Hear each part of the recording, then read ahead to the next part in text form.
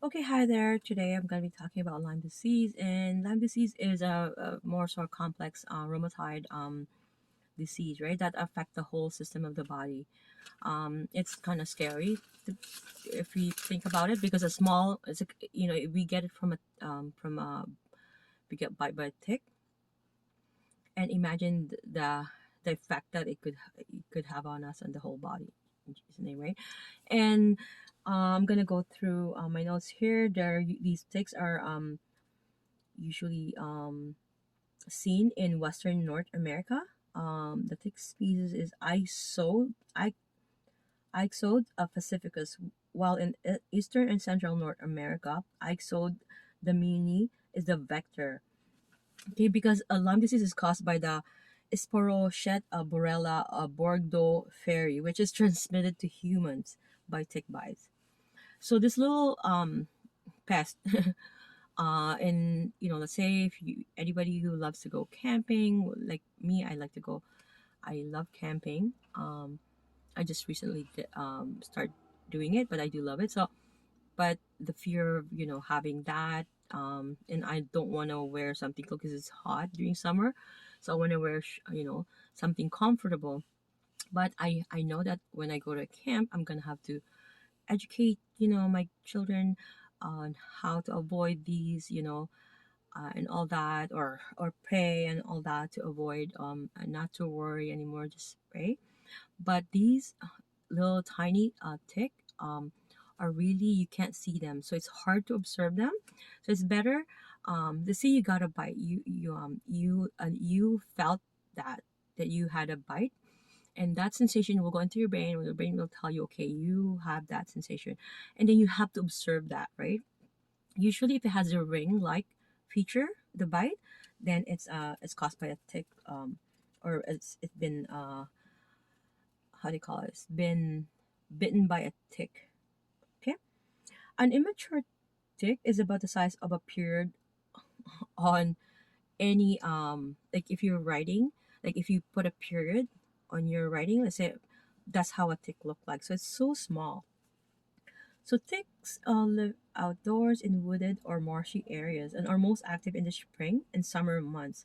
So they spend part of their life cycle living on birds and other animals, such as white-footed mice, ew, then develop to their next stage when where they bite humans.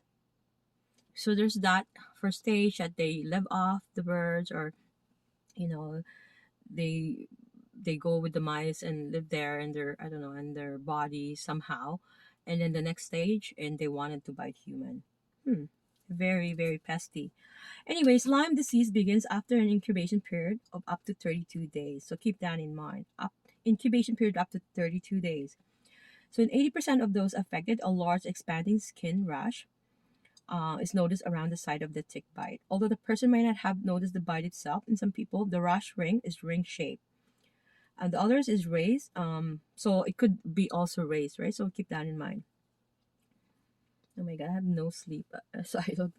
So several days after the onset of migrans, which is um, a severe skin rash, and also a severe headache could follow, and fever, chills, stiff neck, swollen lymph nodes, fatigue, muscle ache, and joint pain also occurs. And the symptoms are typically intermittent and changing.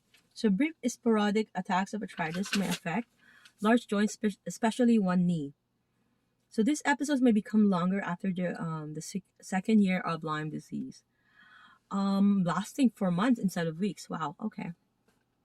So imagine getting affected, like the large joint, like especially the knee, and then that's longer.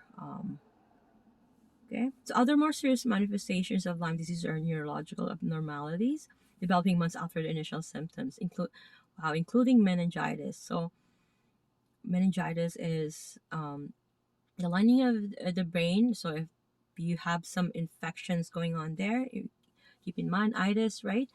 So it's the meninges, right? So bilateral facial palsy. So I think I have done a video about, no, I haven't done a video about Bell's palsy, but it is more so a condition where trigeminal nerve is affected, and either it's the ocular